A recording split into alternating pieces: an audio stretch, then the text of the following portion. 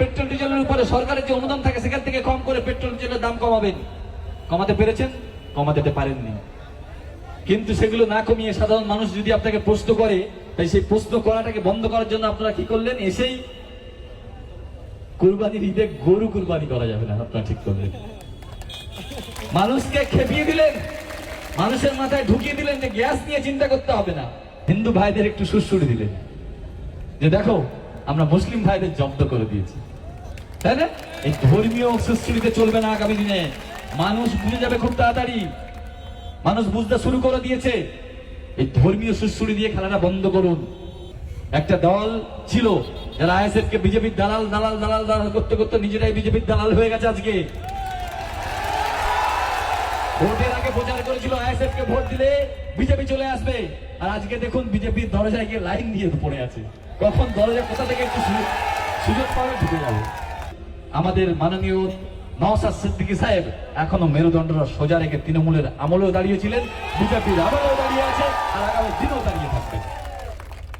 ভোটের আগেও আপনাদের আমি কথা দিয়েছিলাম, ভোটে হারি জিতি আপনাদের পাশে থাকবো, ছিলাম, আছি, আগেও ছিলাম, আজকেও এসেছি, আগামী দিনেও দেখা হবে। যে 2026-এর ভোটের পরে নতুন একটা সরকার পশ্চিমবঙ্গ দেখেছে।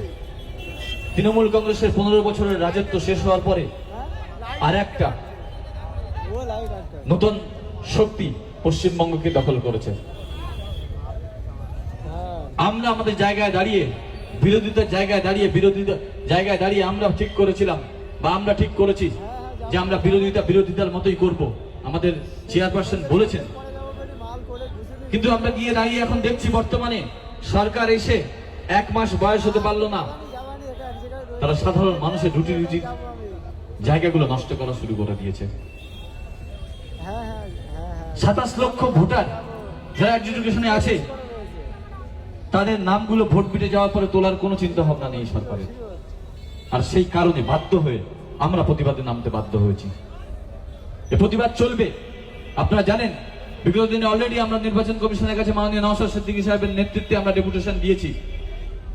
তারা আমাদের আশ্বস্ত করেছেন যে খুব তাড়াতাড়ি কাজ হবে এবং সাধারণ মানুষকে হয়রানি থেকে মুক্ত করবেন। কিন্তু তারপরও আমরা দেখতে পাচ্ছি সরকারের কোনো পদক্ষেপ নেই। সরকার এখন ব্যস্ত সাধারণ মানুষের রুজির জায়গায় গুলোকে ভেঙে তছনছ করে দিচ্ছে। একটা গরিব মানুষ যারা দীর্ঘদিন ধরে তার সংসার চালানোর তাগিদে কোথাও রেল স্টেশনের আশেপাশে, কোথাও একটা বাজারের উপরে, মার্কেটে একটা ব্যবসার জায়গা ছোট ঘুমটি বানিয়ে তার দৈনন্দিন দিনগুজরের যে অর্জন সেটা করার চেষ্টা করে চলেছিলেন এবং তার সংসার চলছিল তার উপরে। আমরা মানছি আপনারা সৌন্দর্যের জন্য আপনারা করছেন, আমরা মানছি রেলের জমি, আমরা মানছি সরকারি সম্পত্তিতে কেউ বসে আছে, কিন্তু দীর্ঘদিন যারা বসে আছে তাদেরকে বিকল্প জায়গা না ঠিক করে, তাদের বিকল্প কর্মসংস্থানের জায়গা ঠিক না করে আপনারা যেটা করছেন সেটা অন্যায়। এর বিরুদ্ধে আমাদের প্রতিবাদ চলছে এবং আগামী দিনেও চলবে। আপনারা সবকিছু করুন, কিন্তু সাধারণ মানুষের বিকল্প জায়গা, বিকল্প কর্মসংস্থানের জায়গা ঠিক করে তারপরে করুন। সাধারণ মানুষের জন্য কাজ করুন, সাধারণ মানুষের উপরে অত্যাচার করবেন না। যে অত্যাচার 15 বছর করেছে তারা কিন্তু তার রেজাল্ট পাচ্ছে। আজকে যা অত্যাচার করেছিলেন, আজকে সাধারণ মানুষ ডিম নিয়ে শুরু করেছে খেলা। তো সব ভুল করবেন না। এই ডিম আজকে যাদের উপরে পড়ছে আগামী দিনে আপনাদের উপরে পড়তে পারে। তাই সাধারণ মানুষকে নিয়ে খেলবেন না। সাধারণ মানুষের লড়াই, সাধারণ মানুষের জন্য কাজ করুন। আমরা নির্দ্বিধায় আপনাদের সহযোগিতা করব। কিন্তু যখনই সাধারণ মানুষের খেটে খাওয়া মানুষের উপর আপনারা অত্যাচার করবেন, আমরা গর্জে উঠবো। ইন্ডিয়ান সেকুলার ফ্রন্ট গর্জে উঠবে। আজকে ভোট পিটে গেছে, কিন্তু তারপরও আমরা এখানে কেন? আপনাদের ভাবতে হবে। লড়াই সাধারণ মানুষের লড়াই। এই সরকার, এই বিজেপি সরকার পুঁজিপতিদের সরকার, এটা সাধারণ মানুষের জন্য ভাবেনি। আজকে যে বাজেট পেশ হয়েছে সেখানে দেখুন, আমরা বিরোধী নই, আমরা বিরোধিতা করছি না, ঠিক আছে। মানুষের যারা কাজ করছেন তাদের মাইনে বেড়েছে, কিন্তু যারা দিন মজুর, যারা সারাদিন খেটে খায়, যাদের 500 টাকা রোজি যারা কাজ করে, তাদের জন্য 50 টাকা বাড়ানোর সিদ্ধান্ত কিন্তু সরকার নেয়নি।